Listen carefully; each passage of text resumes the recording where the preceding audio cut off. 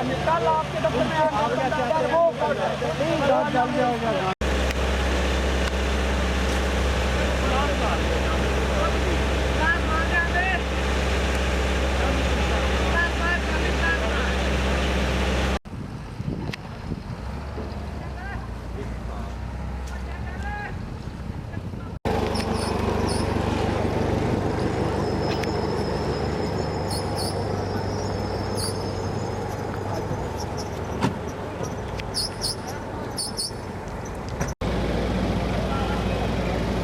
कितने रहते आ जा एक तो तू आधे काम ਨੂੰ ਲੱਗਾ ਵਾ ਦੋਨਾਂ ਇਹਦੇ ਵਿੱਚ ਆ ਜਾ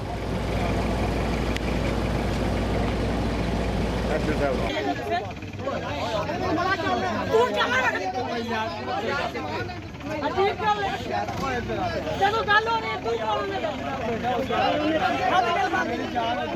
ਤੁਹਾਡੇ ਸਾਹਮਣੇ ਗੱਲ ਹੋ ਰਹੀ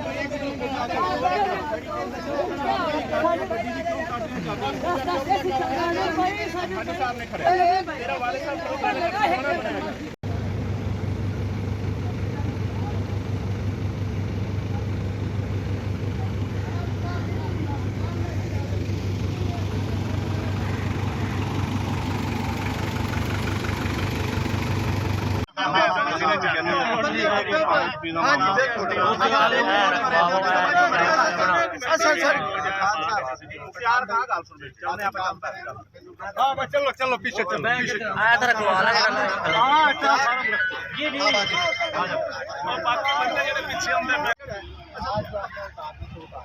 वापस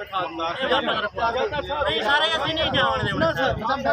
ਅਸੀਂ ਤੁਹਾਡੇ ਨਾਲ ਕੰਪਰੋਮਾਈਜ਼ ਕਰਾਂਗੇ ਤੁਸੀਂ ਇਹ ਠੇਕੇਦਾਰ ਹੀ ਗਲਤ ਕੀਤਾ ਸਾਨੂੰ ਬੁਲਾ ਤੇ ਸਾਨੂੰ ਕਹਿੰਦੇ ਅਸੀਂ ਇੱਕ वापस मेरी गल सुनो आप ज्यादती कोई साडी यात्री बल्कि सारे ਜਿਹੜੇ ਹੈ ਨੇ ਵਾਪਸ ਰਖਾਉਂਦੇ ਰੱਖੋ ਸਾਡਾ ਬਾਤ ਹਿਸਾਬ ਕਰ ਜਿਹੜਾ ਬਿੱਲ ਜਿਹੜਾ ਜਾਇਜ਼ ਬਿੱਲ ਬਿਲਕੁਲ ਲੋ ਛੋਰਾ ਉਹਨਾਂ ਨੂੰ ਵਾਪਸ ਰੱਖੋ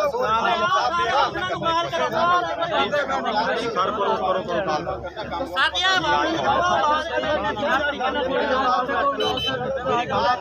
ਸਾਡੀ ਦੁਕਾਨ ਆ ਰਿਹਾ ਲੇਕਿਨ ਇਸ ਤੋਂ ਵਾਪਸ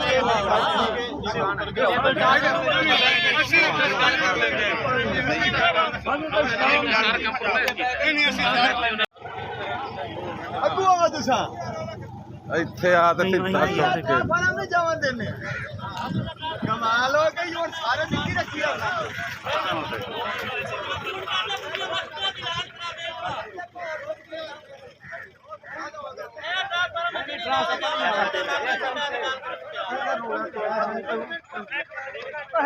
एक मिनट रुको एक मिनट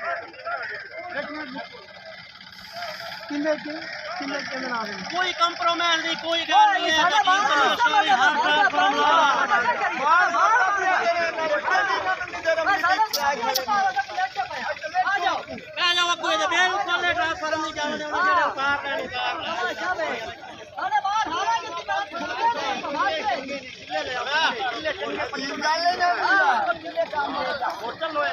खा दे उनको तो ठीक कर ले